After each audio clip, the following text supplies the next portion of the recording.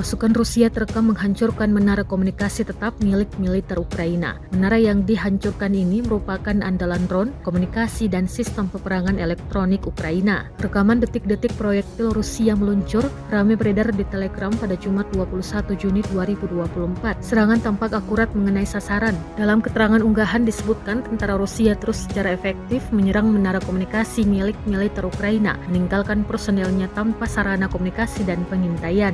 Menara-menara ini yang digunakan untuk memasang pemancar drone dan sistem peperangan elektronik menjadi tidak berguna di bawah serangan gencar yang presisi dari drone FPV pesawat tempur kami, klaim Rusia. Personel Ukraina yang mengandalkan sistem teknologi tinggi mereka kini menjadi ketar-ketir usai kehilangan menara yang kerap disebut mata dan telinga.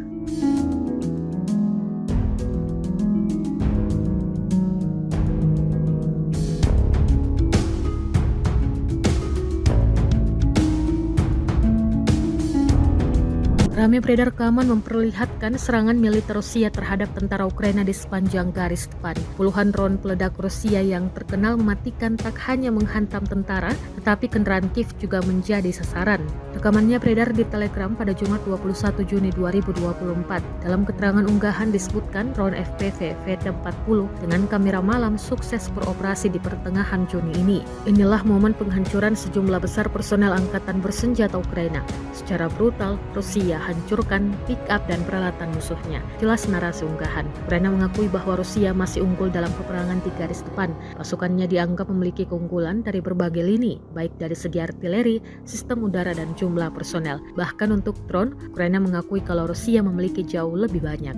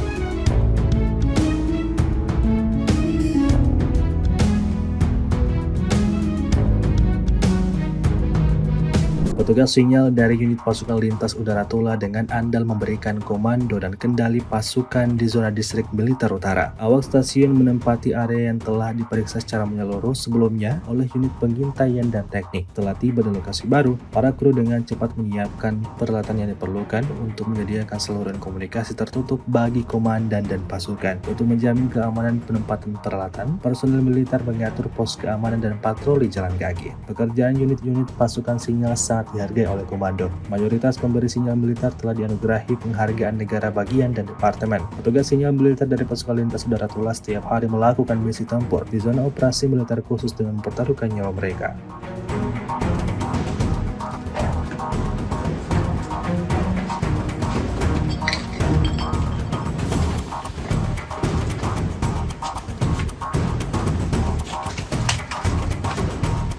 Чисто!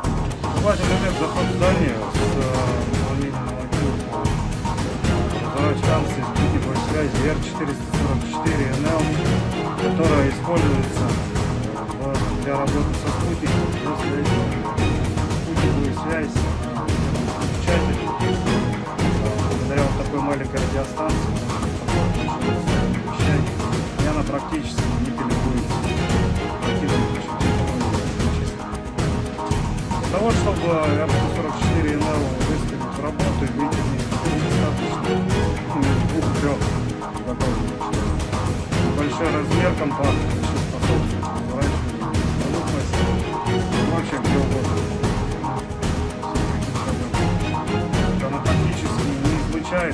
понял на словах, говорят, просто невозможно им передавать, сигнал и радиус. Радиус обнаружения очень большой, и вычислить, откуда именно работает.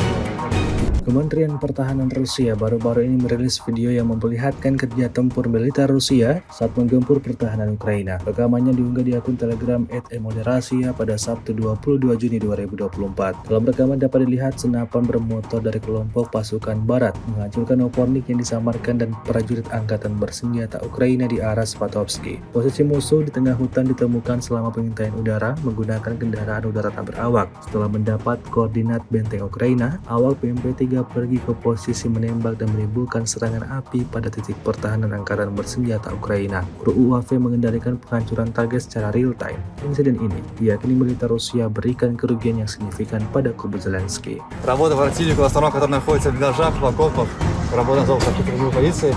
Дистанция на этой машине позволяет работать до 7 километров. До 7 километров спокойно работаем.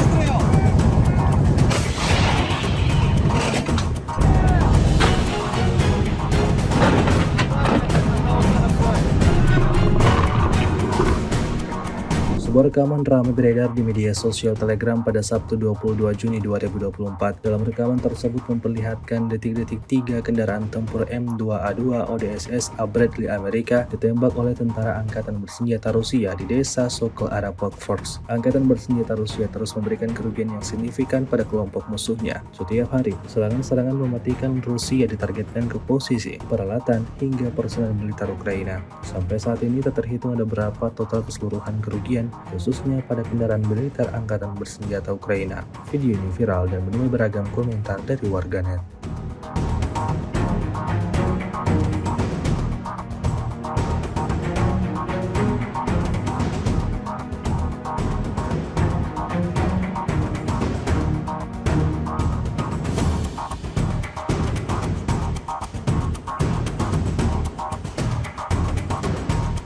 Peluncuran kedua bom FAB 3000 dari UMPC Rusia tidak memberikan peluang bagi militer Ukraina menghantam penempatan sementara musuhnya dengan tepat. Para tentara Ukraina harus memperhitungkan serangan sebelumnya. Namun sekali lagi mereka mendapati diri mereka tepat berada di bawah sasaran dan pusat kehancuran. Dapat dilihat dalam rekaman serangan bom pasukan Rusia menghabisi semua yang ada di posisi Ukraina. Serangan presisi yang berulang kali ini tidak hanya menunjukkan kekuatan militer Rusia, namun juga menambah masalah pada situasi yang sudah sulit bagi tentara Ukraina. Tampaknya, angkatan bersenjata Ukraina mulai memahami bahwa melawan kekuatan tersebut menjadi semakin sulit. Video yang beredar pada Sabtu 22 Juni 2024 ini mendapatkan beragam komentar dari warganet.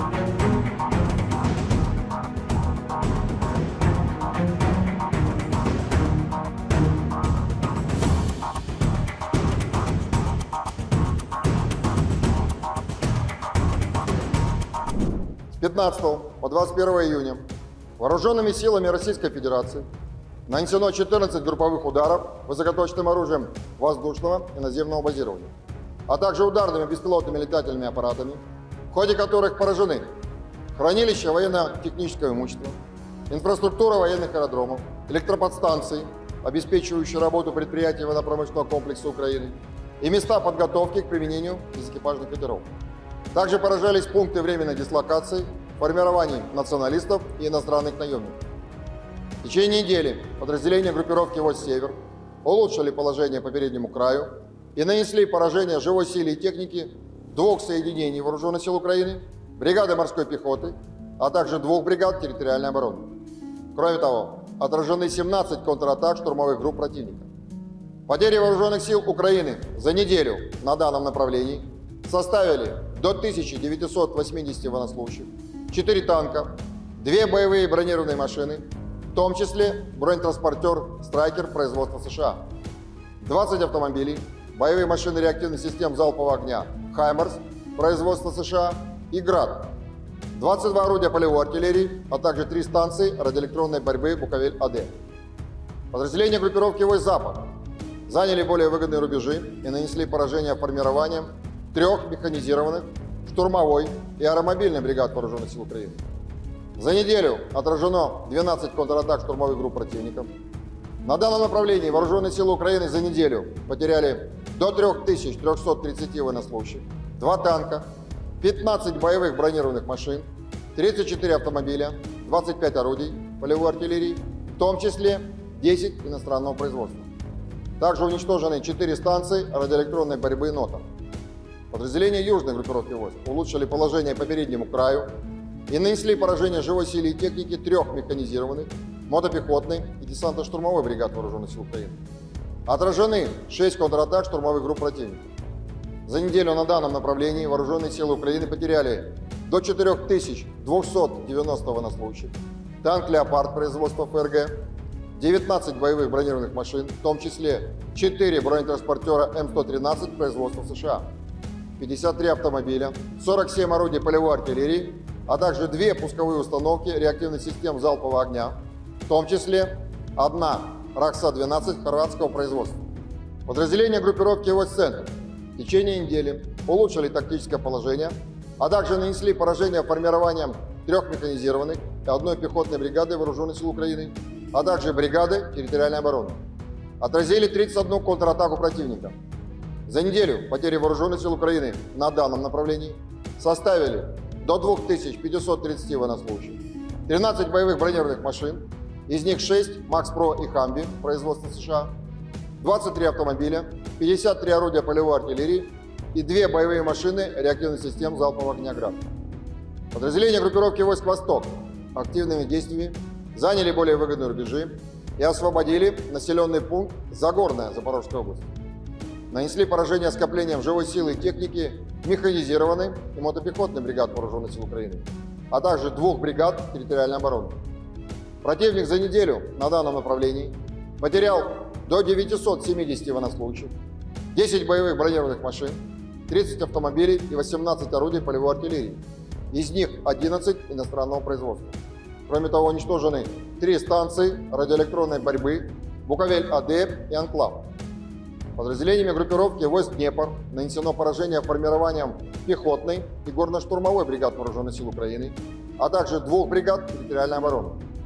Потери противника за неделю на данном направлении составили до 610 военнослужащих, 24 автомобиля, 29 орудий полевой артиллерии.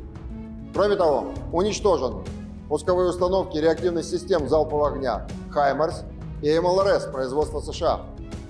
Средствами противовоздушной обороны уничтожены управляемая ракета большой дальности «Нептун-МД», 8 управляемых авиационных бомб «Хаммер» производства Франции, 55 реактивных снарядов «Хаймерс» производства США, а также 397 беспилотных летательных аппаратов.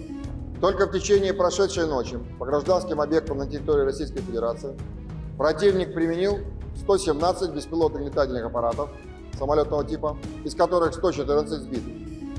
Силами Черноморского флота сегодня ночью в районе Крымского полуострова уничтожены 6 украинских безэкипажных катеров.